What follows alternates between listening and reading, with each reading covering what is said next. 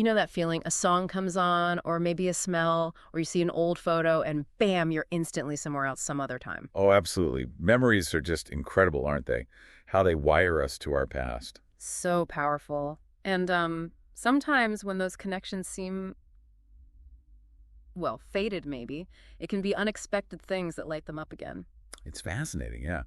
Especially how memories tied to, like, strong emotions seem to stick around, even when other thinking processes are getting difficult. It really says something about our personal history. Exactly, which is precisely what we're diving into today. We got this really powerful story from one of you, actually. It's a transcript from a YouTube channel, Cuidando con Amor, Alzheimer and Familia. Right, I remember seeing that one.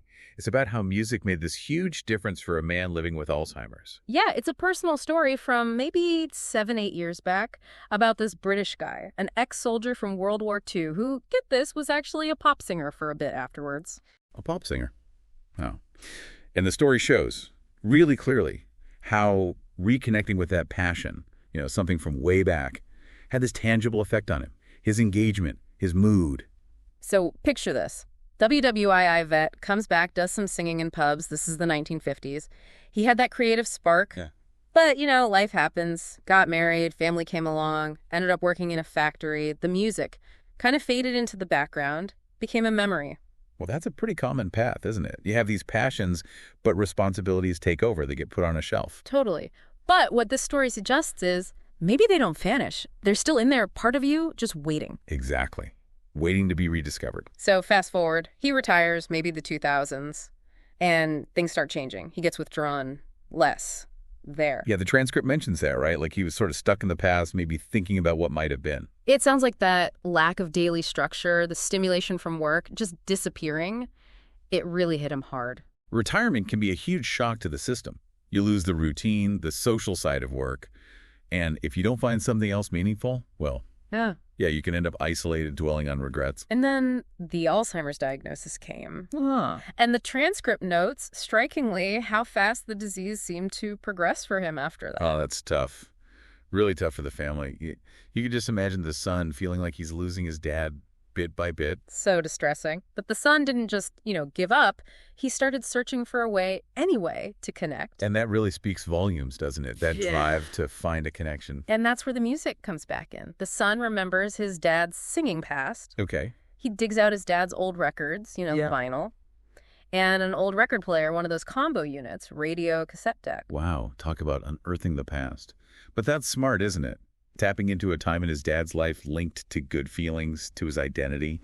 Music is so tied to emotion. So he starts playing these records for his dad at home, just regularly. And almost immediately he sees a difference. His dad starts interacting more. He starts singing along, remembering the words. Amazing. It's like the music just flipped a switch, It really seems like it. Well, music accesses different brain areas, doesn't it? Some parts, like those dealing with emotion or rhythm, often seem less damaged by Alzheimer's. So those old, well-learned songs, they can still be in there. Makes sense.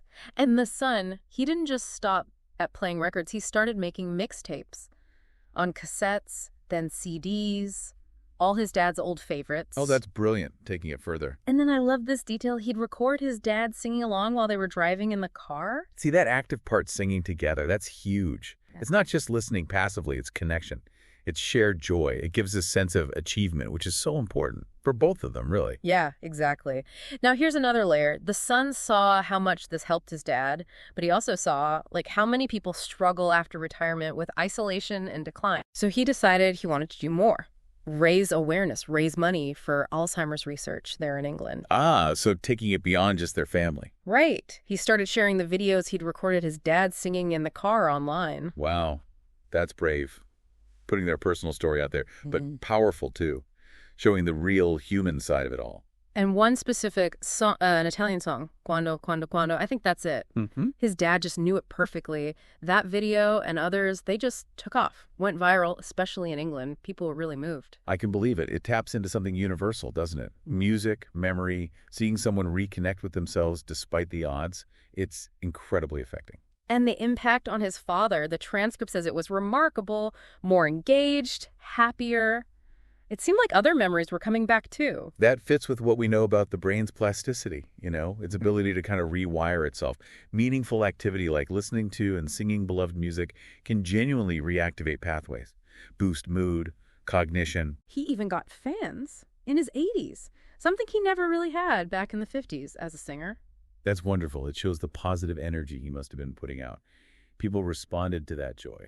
And it wasn't just like a temporary boost. The transcript makes it clear. Music became this ongoing, crucial thing for him. Maintaining his abilities, keeping depression at bay.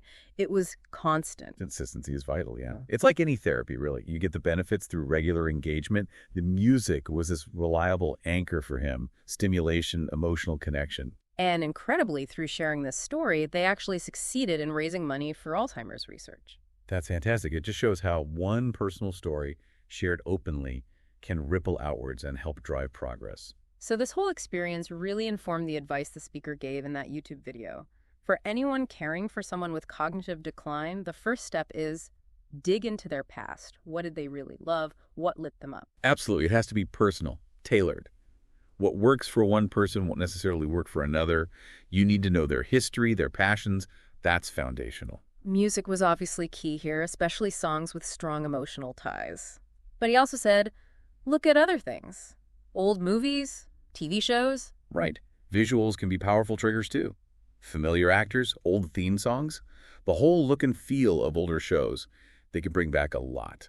He mentioned YouTube, actually, as a good place to find that older stuff. Good tip. And he stressed thinking about the era and the country they grew up in. Like if they were young in the 50s or 60s in, say, Britain, find British shows from then. Remember favorite actors. Those specific details act like anchors, don't they, for pulling memories up. Even just a flicker of recognition can spark more and positive feelings. Another idea was audiobooks, especially if you can match them to themes or genres they used to like. The speaker actually shared a personal bit about reading 19th century Italian novels to his mother because that connected to their family history. That makes sense. Stories, language, they connect us to our roots, personally, culturally. Audiobooks offer that richness. And here's something really interesting he brought up. The power of the native language. Ah, yes. He said even if someone lived in, say, South America for decades, like his mother, if their first language was Italian, Alzheimer's might mean they revert mostly to Italian. That rings true. Language is so deep, so tied to our earliest identity. It often seems more resilient. His mother primarily using Italian again after all that time away. That's a powerful illustration. He even suggested thinking about past jobs, like if they were a language teacher. Their first language would likely still be a very strong pathway. Definitely. Connecting to those lifelong skills, that expertise can be a really solid way in. And it wasn't just about passive stuff like listening or watching. He really emphasized getting them actively involved again in things they used to do. Right. Reading, writing, painting, photography, whatever it was. Yeah. He shared this really poignant thing about his own mother eventually losing the ability to write, even her signature. He stressed how important it is to try and keep practicing those skills, especially, again, in their primary language. It helps maintain those connections, doesn't it? The physical act, the mental process, even small bits of active engagement can help preserve function longer. And doing it in the language they're most comfortable with just makes sense. More likely to succeed, to feel good. And this feels like such a key point. Revisiting passions that got pushed aside by life. Like that ex-soldier, the singer. He had to stop singing to work in a factory, support his family. But finding that music again, years later, it was transformative. It really highlights that those core interests, those talents, they're still part of who someone is. They don't just disappear. And they could be this amazing source of connection, well-being, even after years. So the speaker summed up the keys to success. You have to understand the person's history. And whatever you do, it needs to be enjoyable, stimulating, not depressing, not boring, not like some kind of test. That emotional context is everything. It needs to feel good, positive, encouraging, creating moments of connection and joy. That's the goal, not focusing on what's lost. And the potential payoff is huge. The speaker genuinely believed that tapping into these passions, especially if you start early after diagnosis, could maybe potentially slow down the disease's progression, or at least buffer against it in some areas. Well, Alzheimer's is progressive. We know that. But consistent, meaningful engagement absolutely improves quality of life. It boosts mood, keeps the mind more active, strengthens emotional well-being, and that could influence the rate of decline in certain ways. Yeah. There was this little reflective bit near the end of the transcript, too, just sort of musing on time passing, referencing different popes, Pius X, John the XXIII, Bergoglio, and connecting it to his mother's long life, the sheer span of her experiences and memories. That adds such an important human touch, doesn't it? Acknowledging the rich, full life lived, the history inside someone, even when it's hard for them to access it. So when you boil it all down, what's the big takeaway from this deep dive? Well, I think it's the undeniable power of connecting with the past, Yeah. especially through things like music, things tied to deep emotions for people living with Alzheimer's. Yeah. This story, this real-life example, it just shows so clearly there's potential for positive change, for Hmm. connection, for, real moments of joy, even when things are incredibly difficult. It's a potent reminder, isn't it? That even when some abilities fade, those deep-seated connections, those emotional memories, they can still be incredibly strong. They offer real pathways for engagement, for better well-being. It really makes you think, doesn't it? What about those seemingly lost connections in your own life? Or in the lives of people you know? What hidden power might still be there, waiting? Potential for rediscovery, maybe even a bit of healing. Definitely something to mull over.